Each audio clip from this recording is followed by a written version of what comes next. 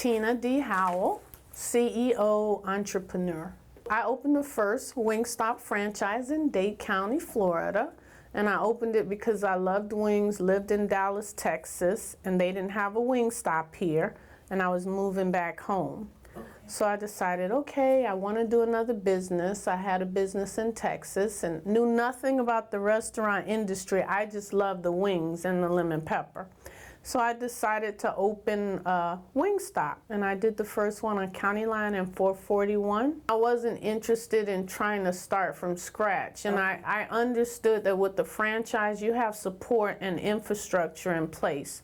So there's a model that you can follow, and the franchise was already successful in Dallas and other markets, so I felt like it could be successful in Dade County. For me, I understand business. You know, I think that a lot of people maybe go into the food industry because they have a passion for food. I have a passion for business. I like to create and build things, and so it was exciting for me to do a business new to South Florida or Dade County in particular. Initially, we did a lot of advertisement with a local advertising agency, a lot of door hangs, print ads. But the product pretty much sold itself. It's a very good product.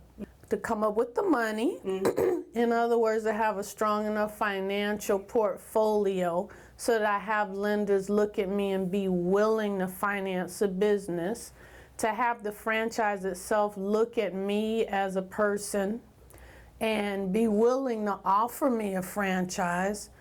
Then to research the area to make sure that there's a location or in the area that I like to put one, or that the demographics would suit a Wingstop. So most of the work I do is on the front end, the leg work, and making sure that I can open up a viable business and get it financed. And then the next step would be finding suitable employees and management to help run it. Word of mouth has probably been the best way that I've found employees, but I run ads, Craigslist, Career Builder, just newspapers, local newspapers. I've actually been trying to find local organizations that could be a feeder for me, because we have a high attrition rate, being that it's a restaurant, it's a quick service, so it's not somewhere where you make six-figure income. So I have a lot of young people in school, maybe transitioning, needing a part-time job, so they come and go. I work with the schools in the area, like for my location in Miami Lakes. I work with American High School and Crop near the County Line and 441 location. I encourage them. This probably the most satisfying part of my business, other than earning income, is being able to impact young people's lives. I get a lot of employees who've been incarcerated or are unemployable by normal standards. They just need a chance. Or maybe single parents who need a part-time job, but they don't have a very flexible schedule. And I'm able to work with them and offer them an opportunity and spend time with them, sharing my philosophies on success, life, why I've been successful, encouraging them, letting them know, how difficult it was for me in the beginning, but I believed in myself. It doesn't matter if you're starting out at Wingstop as a cook. For example, my general manager, he started out as a cook, and 11 years later, he now runs both of my restaurants for me. And we have a very good work relationship where I share my philosophies. I share a lot of the things I've learned about maturity for him and transitioning from what he and I call, quote unquote, the thug life, and being able to become a professional, that's respected in his community, and he's done that. So that's exciting. That's what moves me. Virtual Home Care is a home health agency where we send out nurses and physical therapists to the homes, usually for elderly people or maybe younger people who've had surgery, and we help rehabilitate them in the home, intermittently. I am a nurse, yes. Okay. I don't practice as a nurse, but I did, once I got interested in the business back in 1997, which is when I got started in home health, I decided to go to nursing school so that I could understand the clinical aspect of my business. I run the company as the CEO, all of the operations, but I hire nurses to do the clinical work. I'll be in Dallas 2 weeks, and then I'll hop on the plane and come back to Miami 2 weeks.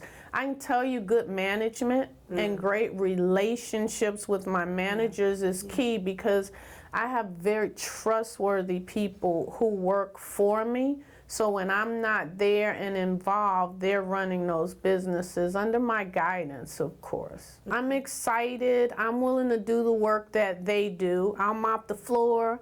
I'll clean the bathroom. I'll fry the chicken.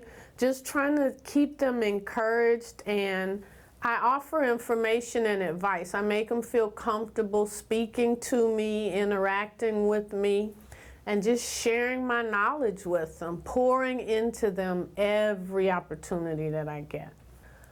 Hard work, dedication, determination, perseverance, courage. Yeah, and it's probably important to have good mentors or people around you who are doing what it is you aspire to do extremely well. So you have examples to follow. One of the guys who was the original guy with Wingstop Corporation, Calvin Golden, was my mentor and still is when it came to Wingstop and the restaurant industry. Just a great inspiration. We're extremely culturally diverse here, much more so than Dallas. I was going to ask where the pros are. Yeah, and so I think it's a matter of us understanding that it doesn't matter our ethnic background or the community we live in. We can all help one another and teach one another something and contribute to one another's lives. Because in the end, I know in the book that I'm writing, I talk about that movie Crash that I loved. Yeah, it was amazing, but it talked about how even if you don't know someone in some way, you can touch their life. Our lives are interconnected.